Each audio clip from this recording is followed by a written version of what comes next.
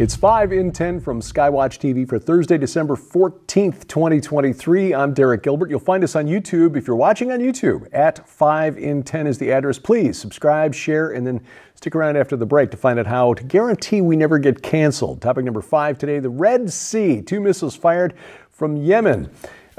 Corporate media still calls them the Houthi rebels, but the Houthis control Yemen. You might as well just call them Yemen. Anyway, 2 missiles fired from Yemen missed a commercial tanker, the Ardmore Encounter, on Wednesday. This tanker was loaded with jet fuel from India. The tanker headed northward in the Red Sea toward the Suez Canal. This followed an attack Monday in which a Norwegian tanker carrying biodiesel was hit by a missile, started a fire on the ship, but it was contained. An American destroyer, the USS Mason, reportedly shot down a suspected Houthi drone flying in its direction during the incident on Wednesday.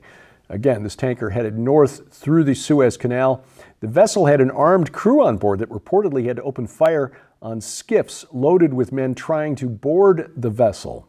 This assault on the tanker escalates a campaign that Yemen has been mounting on ships passing through the Bab el-Mandeb Strait. That's that little narrow gap that connects the Red Sea to the Indian Ocean. It widens the international impact of the ongoing Israel-Hamas war in the Gaza Strip. Again, as we've been saying, this may escalate into a regional war, certainly Yemen doing all that it can to make that happen, and the government of Yemen, the Houthis, backed by Iran. Topic number 4, the border. Several congressional Democrats expressed their opposition to the Biden administration's reported plans to bring back some Trump policies to secure the southern border as a trade-off for more funding for Ukraine. The Biden administration open to bringing back certain migrant expulsion policies. This is according to CBS News. The plans would reportedly include expelling migrants without screening them for asylum while increasing deportations and detention. The White House also said to be supportive of implementing nationwide expedited removal of migrants who don't request asylum or who fail their initial asylum interviews. Now, several Democrats in the House criticizing Biden for even considering returning to some of Trump's border policies, which they call failed border policies. Now, if we're looking at the actual number of people crossing the border, the number of encounters by Customs and Border Enforcement, it would seem that the Trump-era policies were actually working, unless your goal is to allow more and more people across the border, as we discussed yesterday. Anyway, House Speaker Mike Johnson renewed demands from the Republicans in the House that they will only support aid for Ukraine if it comes with funding for border security. Johnson met with Ukraine's President Volodymyr Zelensky on Tuesday, who's in the U.S. asking, I would say perhaps a better word is begging for more aid. I mean, if you want to talk about failed policies, Ukraine's war with Russia has been a stalemate. When you look at the amount of land traded back and forth between Russia and Ukraine since the initial invasion by Russia, it has essentially been stalemated since last summer of 2022, not 23. Ukraine's counteroffensive this summer has been a failure. There is no movement across that front line, very little, less than 1% of the territory captured by Russia. So at this point, the only winner in this war, the winners, are the companies who are selling the bullets, bombs, missiles, and other supplies to the military in Ukraine. Essentially, this is a massive wealth transfer program from American taxpayers to the military-industrial complex. The problem, of course, is that Ukrainians and Russians are paying in blood. Topic number 3, punishing Africa. Biden administration apparently angry that Africa does not want to be gay.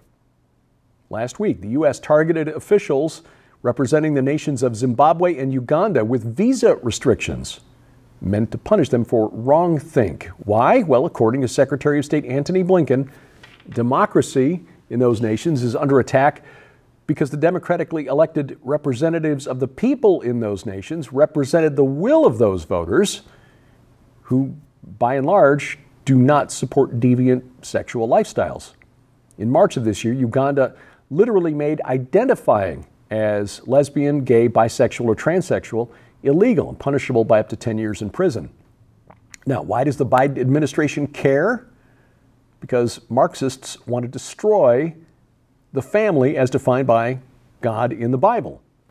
And promoting an LGBTQIA plus agenda accomplishes that, or at least helps to accomplish that. But the people of Uganda are having none of it. Uganda, bear in mind, is a majority Christian nation. State Minister for Foreign Affairs of Uganda, Okello Oryem, told Reuters news agency, quote, "There is a coup at the State Department in the United States. It is being taken over by people who are pushing the LGBTQ agenda in Africa. Why don't they impose the same sanctions on the Middle East countries which have the same or harsher laws against LGBT? If they deny our ministers of parliament visas, they will go to Shanghai or Guangzhou. There are many beautiful places to visit in China," end quote. Well, Mr. Oryem has a point. Muslim nations, especially the more fundamentalist nations like Saudi Arabia, have long had very harsh laws against deviant sexual lifestyles, including the death penalty.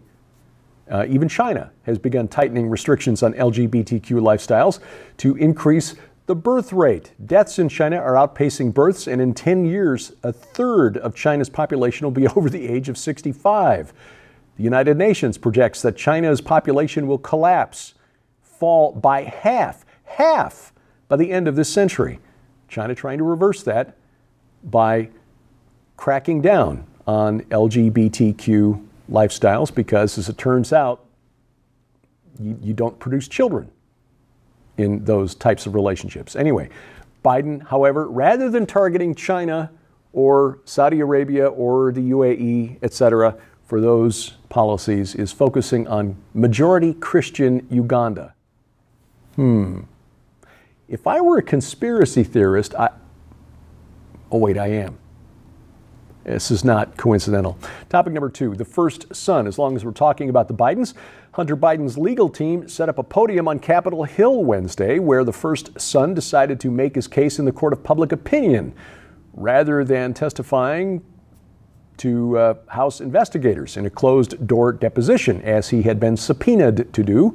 Hunter said, quote, "Let me state as clearly as I can, my father was not financially involved in my business," end quote. This is what's known as moving the goalposts. Previously, the claim was that Joe had no knowledge of Hunter's business dealings. That's since been shown to be a lie. Now he's just saying, oh, well, he was not financially involved in the business dealings. This brings back memories of Bill Clinton. I did not have financial relations with that father.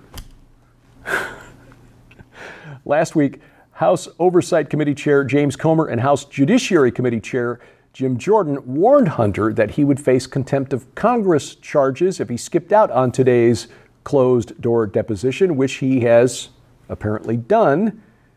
His lawyer demanded the closed-door deposition to prevent selective leaks, manipulated transcripts, doctored exhibits, or one-sided press statements, but instead of testifying behind closed doors, Hunter set up a podium outside, so apparently contempt of Congress it is. Well, coming up on a related note, unintentional comedy from NBC News. That's next on 5 and 10. We want to make sure that you're aware of the largest giveaway of the year in the We Are Legion Grand Collection. When you order the We Are Legion Grand Collection from SkywatchTVStore.com, you'll receive We Are Legion for We Are Many, Dominions, Cosmo Craters, and Washington, D.C. Unmasking the Ancient Riddle of the Hebrew Year 5785 and the Eminent Destiny of America by best-selling author Dr. Thomas Horn. Divided We Stand, the globalist scheme for a one-world government by Lieutenant Colonel Robert McGinnis, and The Prince of the Power of the Air and the Last Days, Satanology, History, Prophecy, and Technology by Jeffrey W. Martis. But we're just getting started. This must-have collection also includes the breathtaking 2-hour documentary, The Secret Destiny of America, on DVD, featuring Dr. Thomas Horn as he reveals who the God on America's Great Seal and U.S. $1 bill really is, why 72 pentagrams in the Capitol Dome are used to control the ancient Cosmo Craters who rule the nations, the coming incarnation of Antichrist, and much, much more. But that's not all. With the holidays just around the corner, now's your chance to save big and receive solid bonus merchandise absolutely free. Because also included in the We Are Legion Grand Collection are any number of brand new, super quality, overstock gift books, DVDs, or audio sets to add to your library or to give away as gifts this coming holiday season. Sold separately, these items hold a retail value of nearly $150. Yours now for your donation of only $35 plus shipping and handling, so act quickly. You can scan the QR code on your screen using the camera app on your phone for instant access to this special opportunity. This is the largest giveaway of the year, just in time for the holiday gift-giving season, and is available only while supplies last, so don't delay. Visit us at skywatchtvstore.com or call 1-844-750-4985 and ask for the We Are Legion Grand Collection now. Item number one today, you'd think this was a Saturday Night Live sketch, but no, it's coming from NBC News chief political correspondent Chuck Todd, who is here to tell you and me what looks like an incoming impeachment against President Joe Biden is meaningless to voters, in Todd's words, because, according to Chuck Todd, impeachment has become watered down and is now simply a campaign tactic used to make one's political enemies look bad. Yeah, I wonder how that happened, dude. Todd describes the two Trump impeachments, both of which he says were launched over noble concerns. Quote, "The first impeachment was about fears the president was using American taxpayer dollars to coerce a foreign country, Ukraine, into creating the illusion of wrongdoing by Joe Biden by opening an investigation into Biden and or his son. The second impeachment also clearly fell into the category of a political crime, incitement of insurrection, according to one charge, for the purposes of trying to stay in office despite the results of the election. This brings me to the coming Biden impeachment. The actual facts don't come anywhere near any of the three other modern presidential impeachments," he's including Bill Clinton in this one.